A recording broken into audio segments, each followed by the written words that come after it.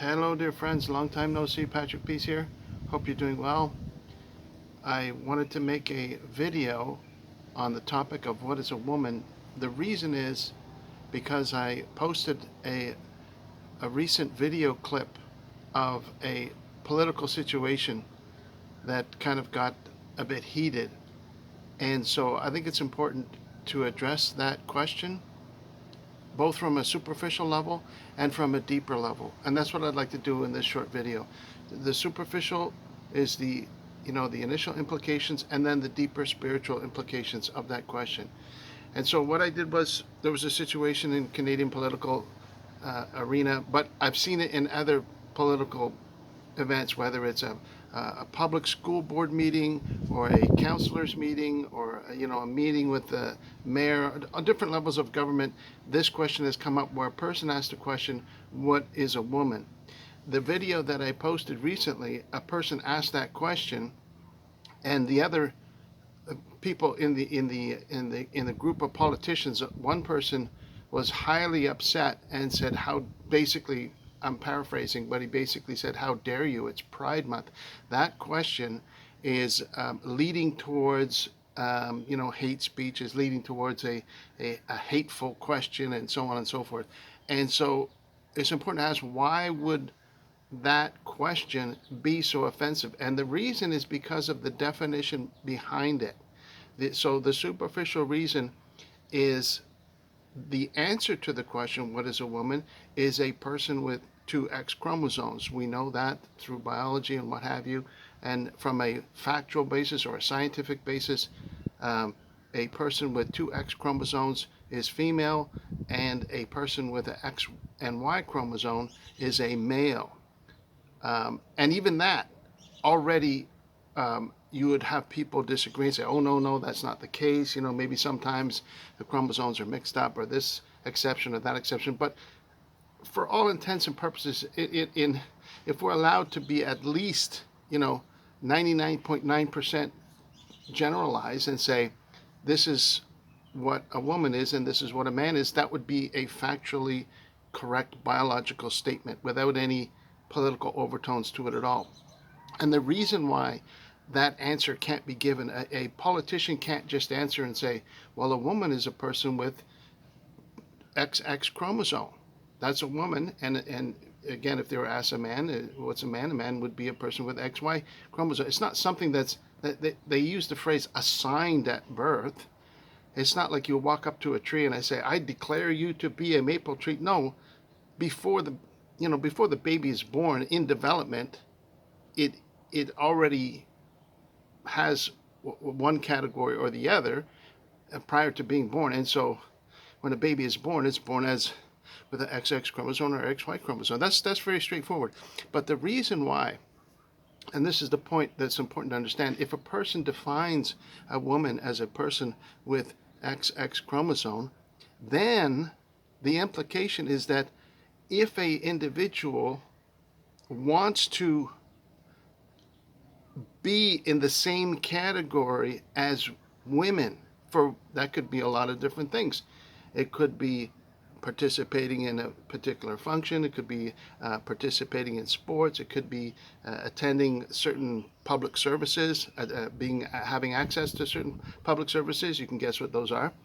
And if that person says, I want to participate in those women events, but if a person says, well, does this person have XX chromosome? And they don't, that's where the trouble lies, right? Then all of a sudden people will say, oh, that's not fair, that's not right, because the political definition of a woman is anybody that wants to be a woman, right? That's the political definition, is a person that identifies as a woman, is a person that adopts a woman outlook on their life, and a woman's personality, and a woman's preferences and mannerisms, and so on and so forth. And so the politician wants to leave that open as an option for people. But if you follow the factual or biological definition on a chromosome base, that's where you don't have access to that. You'd have to have another exception or reason why that's possible for that person to participate in those things. that is not based on biology. So that's the superficial reason. Just so that we're on the same page, people get very upset because they want to have access to a definition that is not limited by the clinical, medical, factual, biological definition that has been used since recorded medical history, I guess, if you want to call it that. But let's look at a bit of a deeper level. Why is it so important on a deeper level that a person can be any biological sex that they want? Because this is the promise of the prince of the power of the air, the prince of this world he's described as, right? Traditionally, he's identified as a person with both characteristics, right? Some people use the term Baphomet, some people use different terms for the enemy of humanity. And when Christ was tempted, the enemy came to him and said, you can have whatever you want.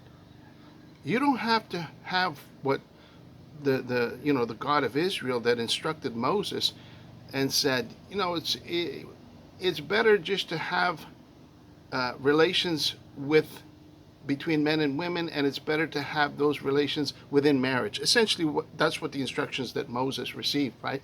Whereas the enemy came to Christ and tried to tempt him and say, no, you can have whatever you want. You can have relations with whatever you want. You can be whoever you want. And that is the promise, the spiritual promise of the prince of this world. And people gravitate towards that. They don't want to be fettered by the instructions that Moses gave, 3,000 years ago, whatever it was, 3,500 years ago. That has no relevance to them for today. They want that freedom. They want to be affirmed. That's another very popular word, right?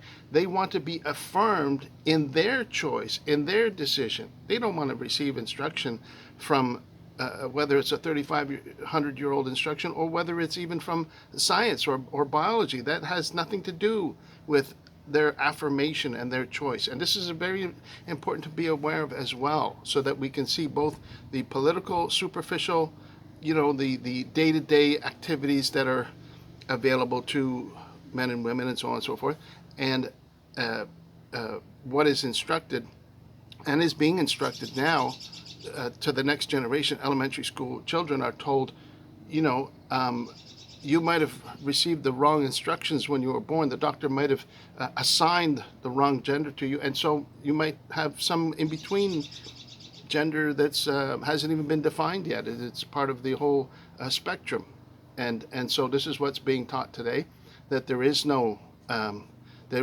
definitions of man and woman. It's a spectrum, and you can just affirm, right? And this term is also used in the care that's given to nurture this perception, this belief, this adopted ideology, if you want to call it that, is affirming, right? Gender affirming care. So they want to affirm this. If you were to call it something like gender reassignment care, that might be a little bit more controversial because the term is a little different. Or even worse, you might say, well, some people might say, well, this is a form of medical change to a person's physiology. Then that would be a little more difficult to. Some people would even say, oh, this particular individual suffered some type of mutilation in their body, and this would be way, you would never be able to ever say that term in any political form at all, because of course that term would involve the horror of what may sometimes happen, and that is absolutely not acceptable.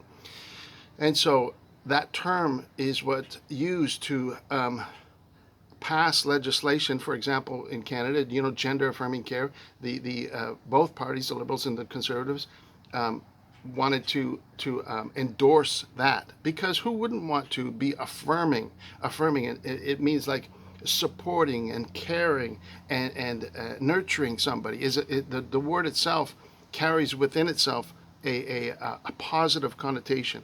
And so that's important to remember, the terms that are being used when this topic comes up. And this is why people get so upset if they are basically forced into a corner to admit that the characteristics between the male and female is based on chromosomes, and they would never want that because of the implication that that would suggest, right? And so once that barrier is removed, then everything is possible, everything becomes available. And I think if you look at some of the vilification and the anger that comes out when that definition comes up is at the second level, right? There is a second level, which is a spiritual level, which says, we shall not have this man rule over us. That is the same attitude that exists today, that existed 2,000 years ago, right? People want nothing to do with that. Instructions that may come from what I would consider the Savior of the world, or from who he acknowledged in some of his teachings as well, the teachings of Moses. And he said, don't just look at the teachings of Moses from of what your instructors tell you what to do, but you want it to be from the heart. You want it to be from, loving your neighbor and the law of liberty, judge and you won't be judged, and so on and so forth, and all these other things that our Savior explained to us on how to have Moses' teachings as a foundation, but to go beyond it and even to be more loving to one another. But, and this is a big but, to remain loving but to accept what is false is not to remain loving, because the enemy wants to bring in that falsehood to defeat humanity, because it's not a humanity affirming doctrine. I'll use that term. You see what I'm saying? If a doctrine comes along and says you don't have to restrict yourself when it comes to your sexual fulfillment, you can get fulfilled any way you want, with whoever you want, at any time you want.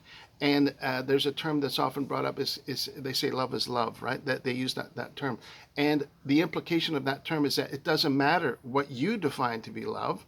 It has nothing to do with any kind of instructions from God about how to be happy or how to procreate or how to live your life. That has absolutely nothing to do with it. It's whatever fulfills you. This is the teaching, and this is the deep, dark spiritual teaching of the enemy of humanity, that he wants people to embrace that. And as soon as they do embrace that, they will fight with tooth and nail against anything that may hint against that. And this is why you see this explosion of anger that comes out and says, no, we won't have that man rule over us. How dare you even ask that question during Pride Month, to ask what a woman is, because of all the implications that go down that road. And that's why you can see that anger, because otherwise you'd say, it's not a big deal. Woman's got XX chromosome and a man's got an XY chromosome. What's the big deal?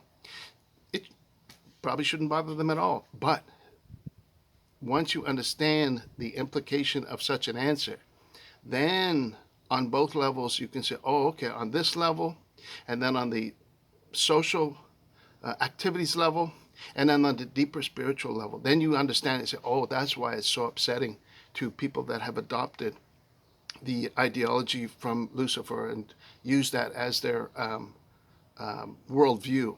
I mean, most of them are absolutely unaware of it. It's something that because they don't believe in Lucifer either, right? They adopt that ideology without acknowledging anything to do with the enemy of humanity. To them, that's just a fantasy.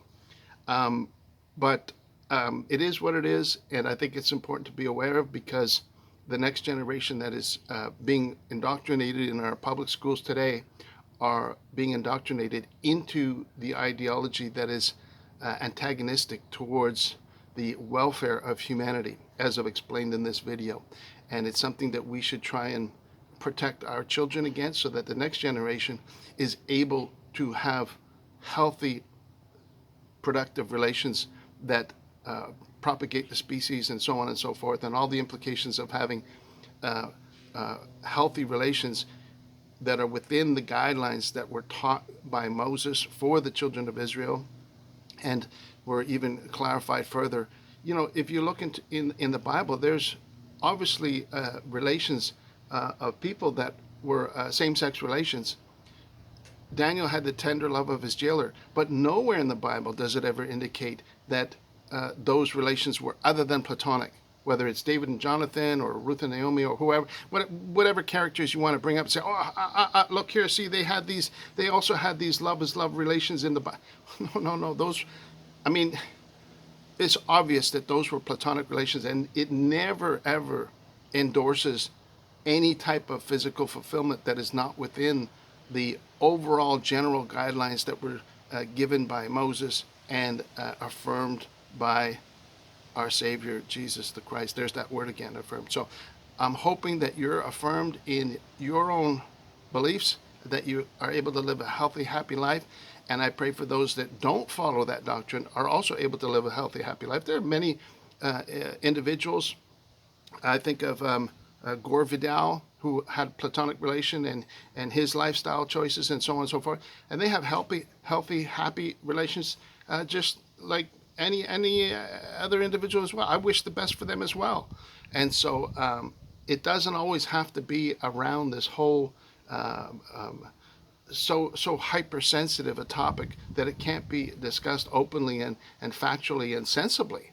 And that's my hope for everybody. I don't want to offend anybody. I don't want to hurt anybody. But I think the reactions bring out a very important, straightforward discussion that should be made, so that people are aware of why such an individual would get so upset by asking such a question, because of obviously all the multi-level implications that such a question could potentially bring about. So that's all I have to say about that. I wish you well. God bless you. Thank you so much for listening. Sorry it took so long to get through this topic, but it is a tricky topic, and I hope it helps clarify for somebody that may be wrestling with such a question and why it can cause so much deep discussion, if you want to call it that. God bless you. I wish you well. Thank you so much for watching. I hope you're able to spend time with people you love, and we shall talk to you again very soon. Bye for now.